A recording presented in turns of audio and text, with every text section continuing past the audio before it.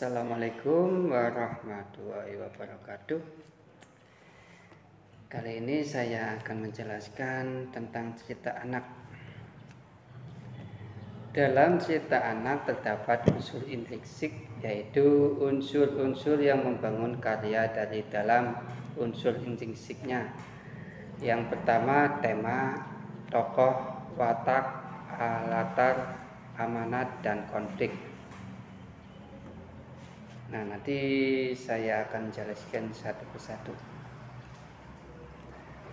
Tema itu adalah pokok pikiran yang menjadi bagian dasar sebuah cerita. Tema itu judul-judul yang di dalam cerita. Yang kedua tokoh. Tokoh adalah individu yang berperan dalam sebuah cerita. Nah, tokoh dalam cerita anak tidak hanya terwujud manusia, tetapi juga terwujud dewa, peri, hewan, dan sebagainya. Nah, terus yang ketiga, watak. Watak itu sifat tokoh dalam cerita yang memengaruhi cara berpikir dan tindakannya. Watak itu perilaku seseorang. Yang keempat, latar. Latar adalah keterangan dalam cerita untuk menjelaskan waktu, tempat, dan suasana terjadinya peristiwa. Yang kelima, amanat. Amanat adalah pesan yang disampaikan oleh pengarang melalui cerita, baik secara tersurat maupun tersirat. Amanat itu moral pendidikan dalam suatu cerita. Nah, yang keenam, konflik.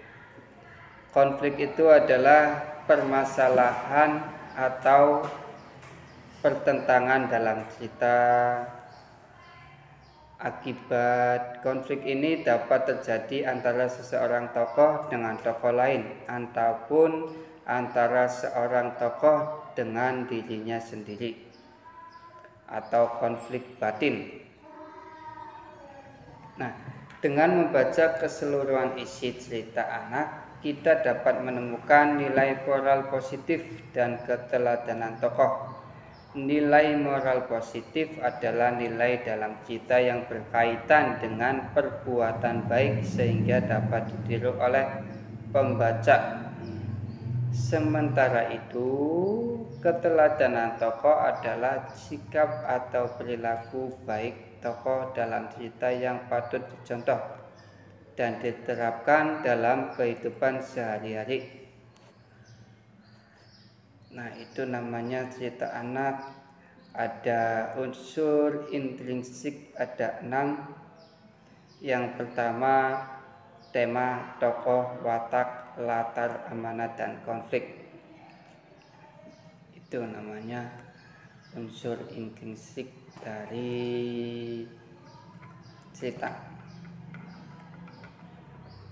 Nah, ini ada contoh soal.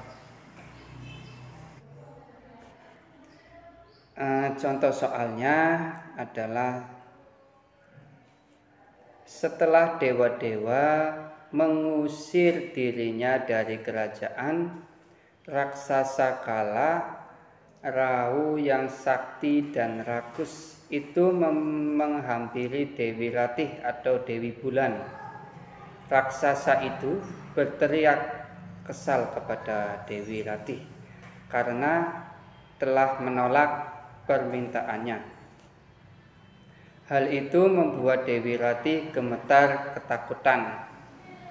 Kala Rahu berhasil mengadang Dewi Ratih yang berupaya menghindari dirinya. Kala Rahu pun menangkap Dewi Ratih dan perlahan bulan di langit mulai menghilang. Bumi menjadi gelap. Tanpa diduga, Dewi Ratih berhasil meloloskan diri dari Kala Rahu. Bulan perlahan muncul, bumi pun menjadi terang kembali. Soal pertama, watak tokoh Kalarau adalah kutipan Cita Rakyat tersebut adalah A. Percaya diri, B. Sombong, C. Baik hati, D. Serakah. Nah, silakan jawab. Nanti saya jawabannya akan dijawab sama saya sendiri. Tadi nomor 1 jawabannya D. Serakah. Kenapa jawabannya serakah? Karena di situ watak tokoh Kalarau dalam kutipan Cita Rakyat tersebut adalah serakah. Hal ini dijelaskan pada paragraf pertama bahwa Kalarau memiliki sifat rakus. Nah, soal kedua, tokoh dalam kutipan Cita Rakyat tersebut adalah titik. Yang pertama, yang A. Dewi Ratih, yang B. Penduduk, yang C. Kalarau, yang D. Bulan. Nah, ini kayaknya ada jawaban, ada 2 ya. Yang benar jawabannya itu Dewi Ratih sama Kalarau. Karena di cerita tersebut ada tokoh yang namanya Dewi Ratih dan Kalarau. Nah, selanjutnya soal nomor 3. Latar waktu dalam kutipan Cita Rakyat tersebut adalah, nah, waktunya pada apa? Pada hari apa? Waktunya kapan? Yang tadi di sebuah cerita tersebut.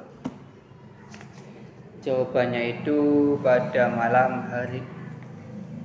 Kenapa pada malam hari? Karena latar waktu dalam kutipan Cita Rakyat tersebut adalah malam hari. Hal ini dijelaskan pada paragraf kedua bahwa kala bulan menghilang, bumi menjadi gelap. Oke, sekiranya itu saja yang saya jelaskan. Semoga materinya bermanfaat. Wassalamualaikum warahmatullahi wabarakatuh.